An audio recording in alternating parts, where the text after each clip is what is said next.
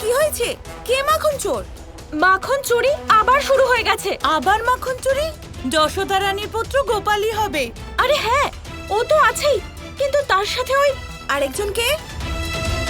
ওই আরে আরেকজনের কথা বাদ দাও, সবার প্রথমে এই কথা আমাদের যশোদা রানীকে গিয়ে জানাতে হবে। যশোদা রানী। কি হয়েছে? যশোদা রানী, আপনার গোপাল আবার মাখন চুরি করেছে।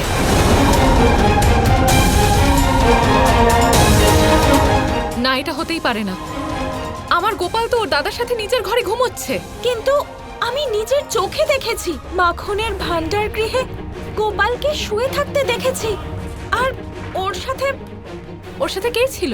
গোপাল একা ছিল না, আরো একজন ছিল ওখানে। আমাকে বিশ্বাস করুন যশোদা রানী, না হলে আপনি স্বয়ং চলুন, আমি আপনাকে দেখাচ্ছি। হ্যাঁ যশোদা, চলুন।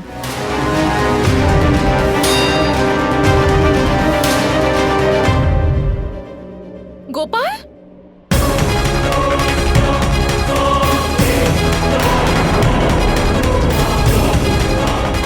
গোপাল, ওঠ ওঠ বলছি। কি করেছিস এসব? আমি তো ভেবেছিলাম তুই একেবারে শুধরে গেছিস, তুই আর মাখন চুরি করিস না। তাহলে এসব কি গোপাল? মাখন, আমাকে ক্ষমা করে দিন। প্রথমে তো আমি আপনাকে বিশ্বাসই করিনি। এখানে যা যা ক্ষতি হয়েছে তার ক্ষতিপূরণ আমি দেব। না না, এত মাখন গোপাল নিশ্চয়ই একা খায়নি, ও তো শুধু অল্পই মাখন খেয়েছে। এখানে এখানে আরেকজন স্থূল বালকও ছিল, কিন্তু জানি না কোথায় চলে গেল। ওর একটা সুর ছিল আর বড় বড় কান ছিল। শ্রী গণেশ?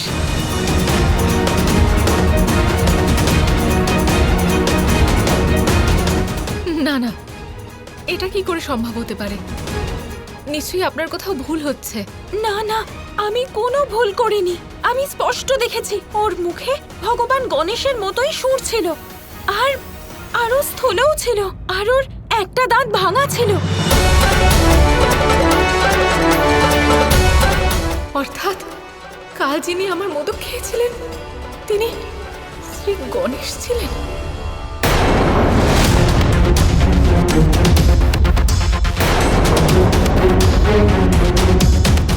এই যে তুমি, চলো আমার সাথে, আজ তোমার শাস্তি দিতে হবে।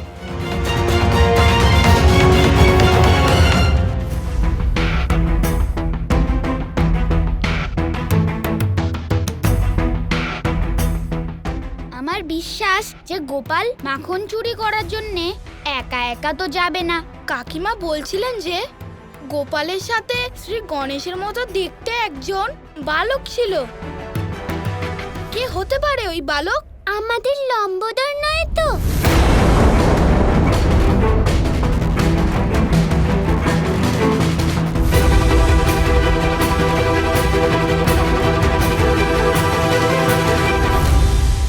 হ্যাঁ, আমি কাল কৃষ্ণের সঙ্গে ছিলাম, আর তার জন্য মায়ের কেবল কৃষ্ণকেই নয়, বরং আমাকেও শাস্তি দেওয়া উচিত। কারণ কাল যখন আমি মোদক খেয়েছিলাম তখন তোমরা সবাই বলেছিলে আমি গণেশ। এবার বলো তোমরা, কাল রাতে তো আমি মাখনও খেয়েছি, তাহলে এবার আমাকে কৃষ্ণ বলবে কি?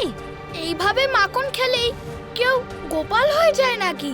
তাহলে এবার তোমরাই বলো, মোদক খেলেই কি কেউ গণেশ হয়ে যায়? আমাদের ক্ষমা করো লম্বোদর, তুমি ঠিক বলছো। আমরা তোমাকে আর সন্দেহ করব না, আমরা কথা দিচ্ছি। ব্যাস, কৃষ্ণ তোমাদেরকে এটাই বোঝাতে চাইছিল। তার জন্য কাল রাতে ও আমাকে মাখন চুরি করাতে নিয়ে গেছিল, আর এখন দেখো ওর কি অবস্থা বলো তো। কত করে বুঝিয়েছি তোকে যে গোপাল চুরি করিস না করিস না, কিন্তু তুই আমার কথাই শুনিস না। তারপরেও সেই এক কাজ কেন রে? তোর লজ্জা করে না? না, প্রত্যেকের সামনে তোর মাকে প্রত্যেকবার অপমানিত হতে হয়। তো এটা ঠিক করিসনি। মনে হচ্ছে তোকে আবার বেঁধে রাখার সময় এসেছে। না মা,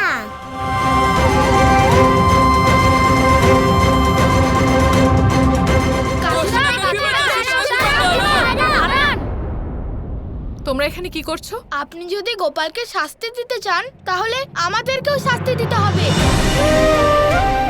হ্যাঁ কাকিমা, আমাদেরকেও শাস্তি দিতে হবে। কেন, তোমরাও কি মাখন চুরি করেছো গোপালের মতো? না, কিন্তু আমরা তো গোপালের বন্ধু, তাই আমাদের বন্ধু যা শাস্তি পাবে আমরাও সেই শাস্তি পাবো। আর আমরা এটাও সুনিশ্চিতভাবে বলছি যে গোপাল আর কখনো এরকম কাজ করবে না। গোপাল, আজ তো তোকে তোর বন্ধুরা বাঁচিয়ে নিল, কিন্তু যদি তুই আবার এরকম করিস তাহলে কিন্তু আমি আর তোকে একদম ক্ষমা করব না, মনে থাকে যেন।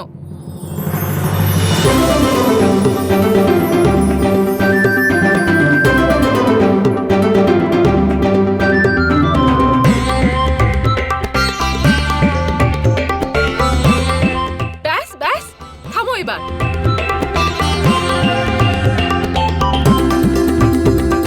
মা সব বুঝতে পারে।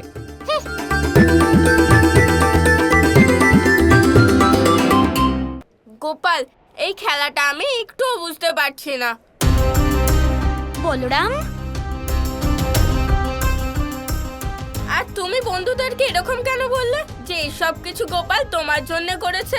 আর এটাও বললে যে গোপালের সাথে তুমিই ছিলে, শ্রী গণেশ নয়।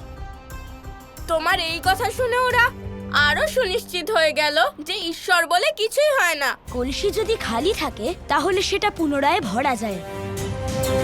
অর্ধ ভরা কলসি অর্ধই ভরা থাকে। সেভাবেই জ্ঞান এবং বিশ্বাস সম্পূর্ণ হওয়া উচিত, অর্ধেক কিংবা অসম্পূর্ণ যাতে না থাকে। ঠিক তেমনি আস্তিক হতে গেলে সবার প্রথমে সম্পূর্ণভাবে নাস্তিক হওয়াটা অতি আবশ্যক। যার মনে একটুকুও সন্দেহ থাকবে ভগবানের প্রতি তার কখনোই বিশ্বাস জন্মাবে না।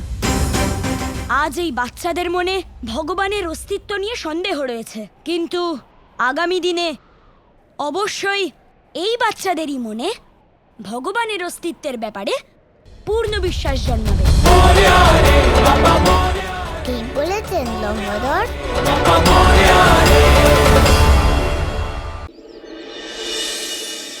দেখো না দিদি, এখনো সকালের কোনো কাজ এগোলো না। হ্যাঁ যশোদা, গরু বাছুরদের খাবার দেওয়া হয়নি, দুধ দোয়ানোও হয়নি। রান্নাঘরে ঢোকার আগে চলো গোয়াল ঘরে গিয়ে সব কাজগুলো সেরে নি। হ্যাঁ যশোদা, আর গোয়াল ঘরটাও পরিষ্কার করে নি। হ্যাঁ দিদি, চলো তাহলে। তাড়াতাড়ি করতে হবে। হ্যাঁ চলো। চলো। গোপাল, দুই মা তো লম্বদরকে দেখে নেবে, এবার কি করব?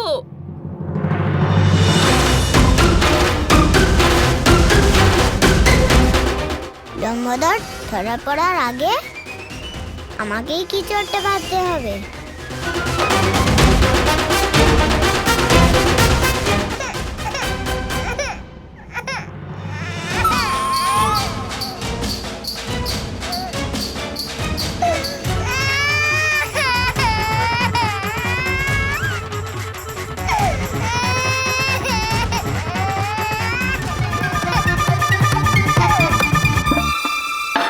দিদি, আমি কি গোপালকে দেখি বুঝলে? কি জানি কেন কাঁদছে।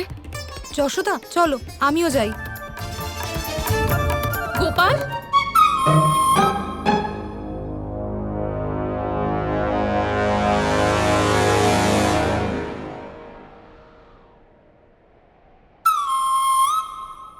যশোদা রানী, আপনার গোপাল আবার মাখন চুরি করেছে।